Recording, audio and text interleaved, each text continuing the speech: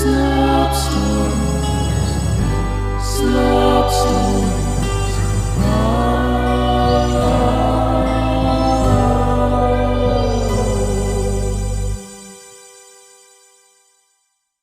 Slop Stories presents New Organic by Kenzie Campbell. It was dark out, but not in the sense that the sun was obscured by a clouded sky.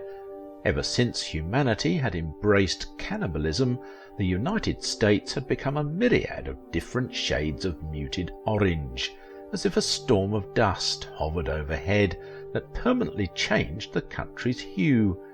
Grocery stores across all states stood in ravaged ruins, reminders of an age-long past, and gutted of everything that held even the smallest sliver of value. Cannibals roamed the streets at all hours, and their numbers grew by the day. All this, except the exact opposite, actually.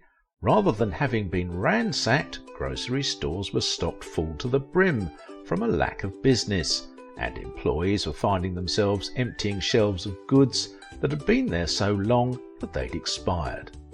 The skies were the crispiest blue ever seen by the human eye, largely due to all of the factories that had shut down because no one wanted the processed GMO garbage that they were making. Oh, but the cannibalism was real. Very, very insanely real.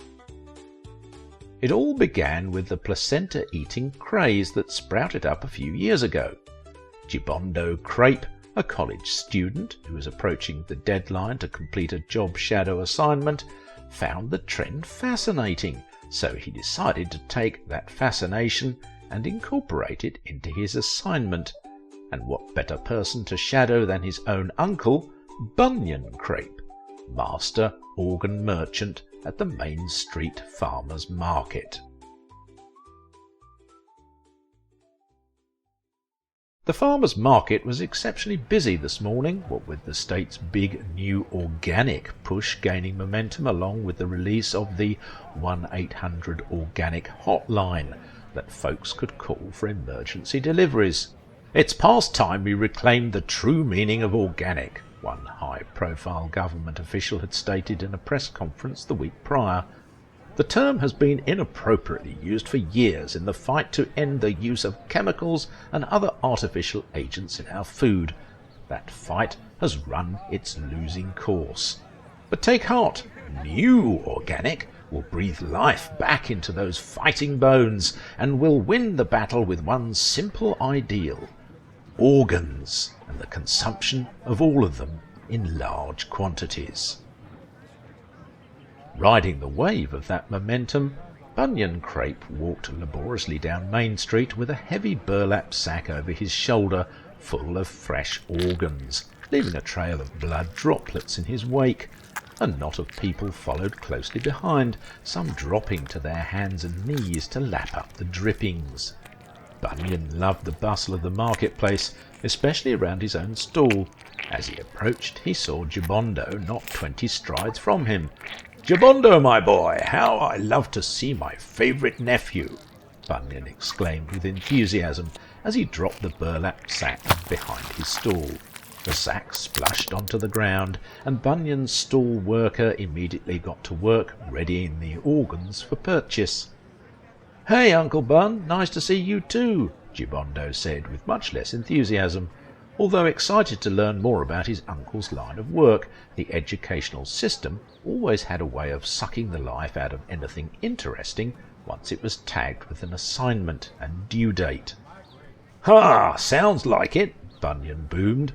One of the contributing factors to Bunyan becoming the most successful merchants in the marketplace was his deep, powerful voice.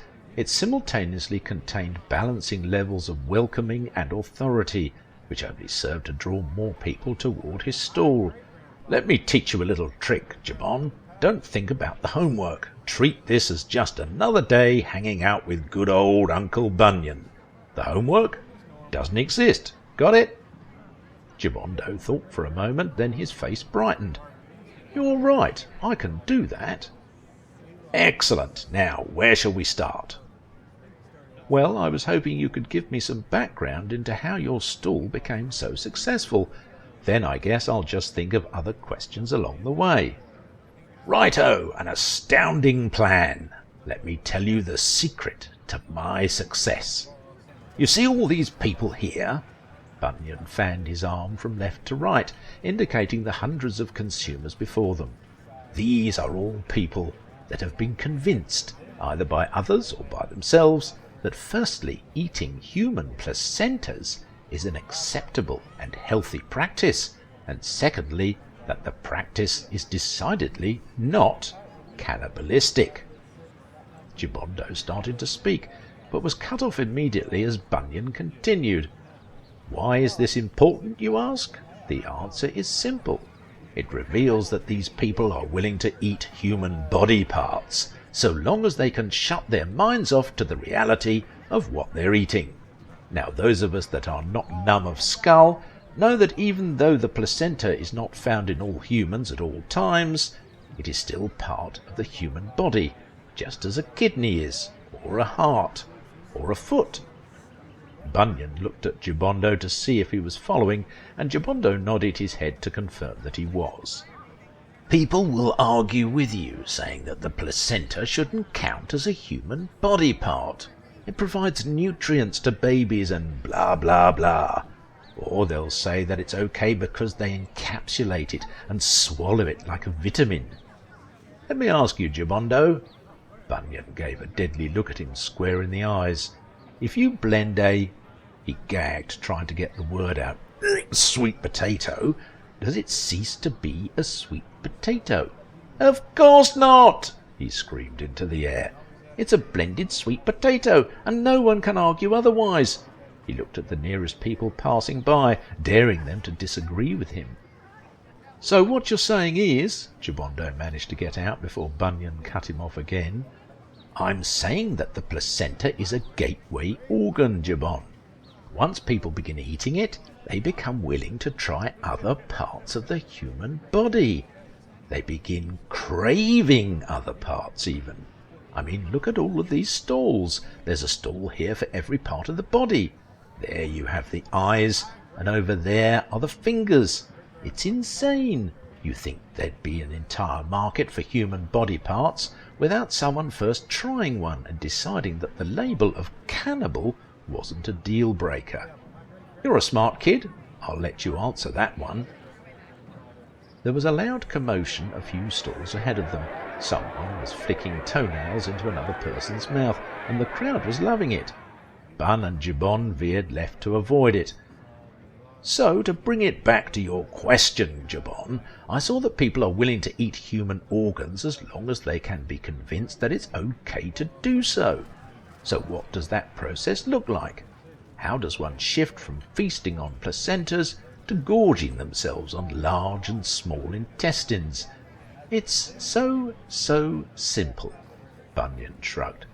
"Tell them it's good for them, and be sure to mention various medical terminology. Tell them that it promotes brain function. Use the terms nutrients and probiotics a lot. Any word that ends in biotics usually works. In fact, you do that and you'll have droves of people slurping up those intestines within hours." Gibondo finally threw a question out there. "But what about all the factories closing down, the grocery stores? How do those things play into this?" "That's also a simple one. Our country eats organs now, and people don't want anything else. It's the nature of cannibalism. It's why you see people scavenging the streets at night looking for weak folks they can eat. They could find everything they need in the grocery store, but they consciously choose to rummage through the alleyways instead." Gibondo noticed that the marketplace traffic was getting heavier, with people holding sacks similar to what Bunyan had carried to his stall. The smell of the place also hit him hard, now that he was aware of it. Corpses was the only word that came to mind, and he wondered if he'd soon see scented candles with this smell in the near future. Bunyan had gone silent, which was a little unusual given how much he'd spoken until now. Gibondo seized the opportunity to ask a question he'd been a little nervous about. Where do the organs come from? People, of course. Right, but where do they come from? Bunyan was quiet as they walked towards a ship docked at the port. After a moment, Uncle Bun, it's okay. I can handle the answer. I'm not sure you can, Jabondo, Bunyan replied as he nodded toward one of the ship's deckhands. But you'll get your answer soon. Jabondo was apprehended and dragged onto the deck of the ship and into a dark room.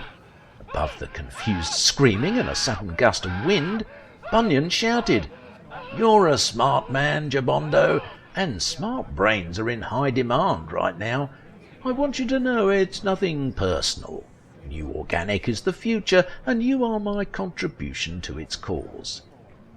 Bunyan knew that Jabondo couldn't hear him past the first few words, but he said it all anyway, and wondered if perhaps he hadn't said it for Jabondo's sake, but for his own. He looked back at the marketplace, at the crowds of people at each stall, and he shook his head. "All this because some dimwit ate an organ," he said under his breath. The master organ merchant issued a deep sigh as he lifted another burlap sack full of dripping pieces of people, grieving his nephew, but excited about the next phase of New Organic. He tried to convince himself that he'd done the right thing. At least he doesn't have to worry about his homework anymore, he mused as he ventured back into the crowd. Thank you for listening. I've been your continuously beaten narrator, Simon Hensby. And now for today's Memoir of Misery. No. Peter stirred the vat of scalding marinara vigorously. So vigorously, in fact, that his wristwatch slipped from his hand and into the sauce. Without thought, he launched his hand into the sauce, and the hand instantly disappeared. The sight of his arm, that ended in a red nub, made him scream in pain, but without insurance, and with rent being due, he had to keep working, and so he did. The hand dissolved and dispersed into the marinara, and Peter never told a soul.